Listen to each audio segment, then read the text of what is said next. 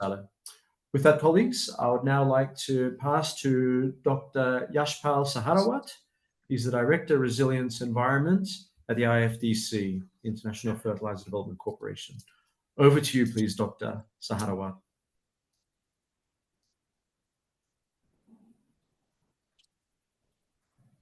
And just to remind you, unmute yourself, please, Dr. Saharawat. Thank you.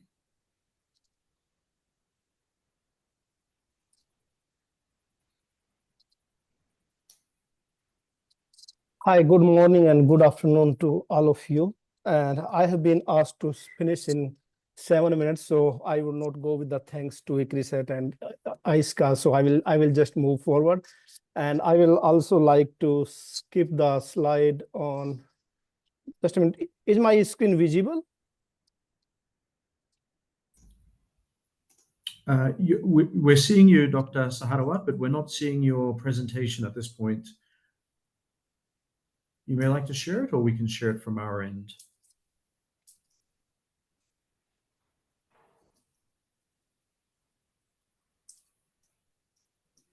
Sorry, technological glitches. So.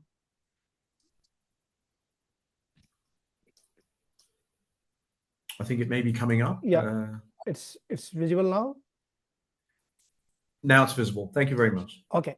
Thank you so much. So I will not go into details of what IFDC is. It is a public interest organization based in US, and it works similar to the CGR institutes and specifically working on the fertilizer research.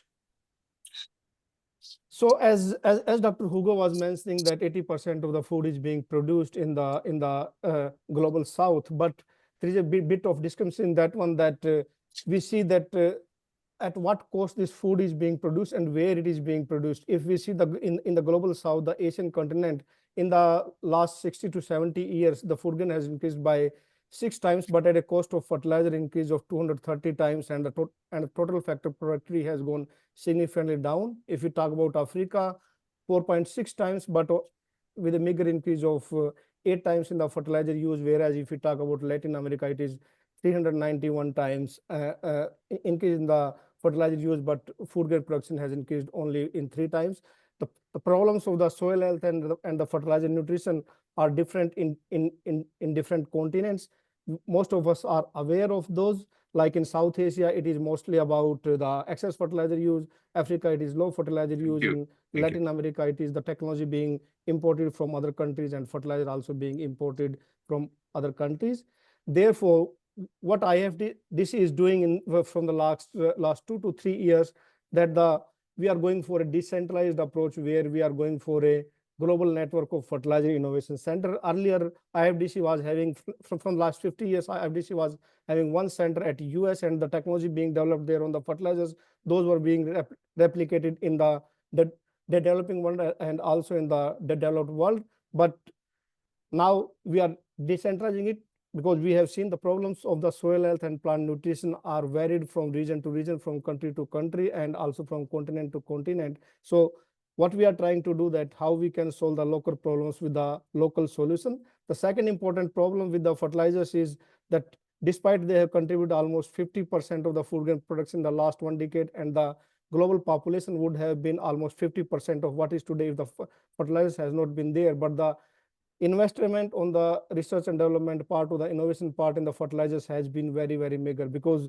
there's a gap of demand and supply there.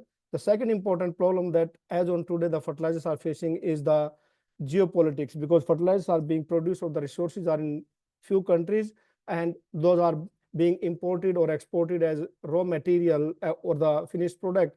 And any geopolitical situation, it increased the fertilizer prices significantly, which ultimately leads to the increase in the food grain production. So the first solution that IFDC is providing is the global network of fertilizer innovation center, and all these centers, which will be in India, Egypt, Morocco, Zimbabwe, and also in Brazil.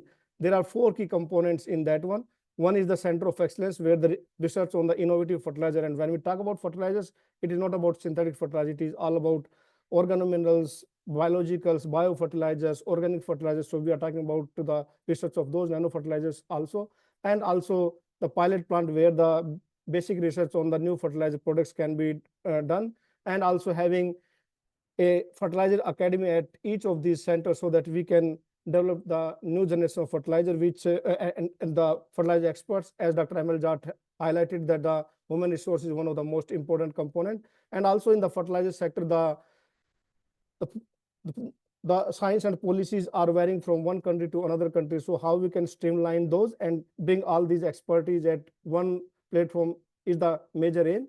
And as I talked to you earlier, that it's not about only synthetic fertilizers. We want to go for organic, specialty fertilizer, enhanced efficiency fertilizers. And also what these will be highlighting is it's not about only the product, but also the production technology, because a lot of energy is being used in the fertilizer production. So we are doing new research on the green ammonia, blue ammonia, and the brown ammonia. Like if you talk about India, we are sitting on the coal mines, but we are not using that one for the fertilizer production. So that is something we are working on. Then also enhanced efficiency fertilizer, nano fertilizers. So new products, we will be talking about scaling of those technologies and developing the market for those.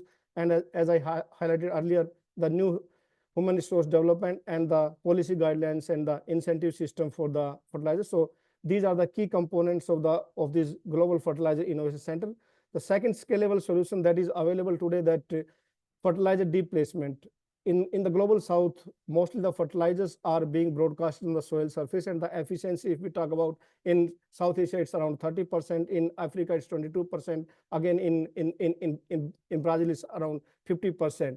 So how we can enhance the efficiency of these fertilizers? So what IFDC has done, that we have modified the existing zero-till drill and paddy transplanter. So in a one-go operation, we can deep place the fertilizer as well as the seed at a depth of 6 to 7 centimeter. And it has been adopted on millions of hectares across Africa and also South Asia. And the key outcomes of those are that there is an enhancement of the yield by 20 to 30%. There is a fertilizer saving of 30 to 40%. The greenhouse gas emissions can be reduced in a range of 60 to 90%. And it helps to improving the soil, water, and air quality, and also saving the energy in the whole system.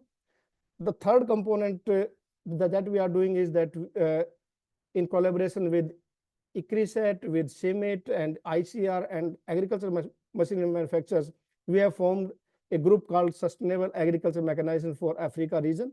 Several meetings of that one has already been held, because Indian machineries are suitable for the smallholder farmers, and there is a potential that at the moment the export of Indian agricultural machinery is almost 1.5 billion US dollars, which can be taken up to 3.5 billion dollars in next 10 to 15 years. So we are working on that one.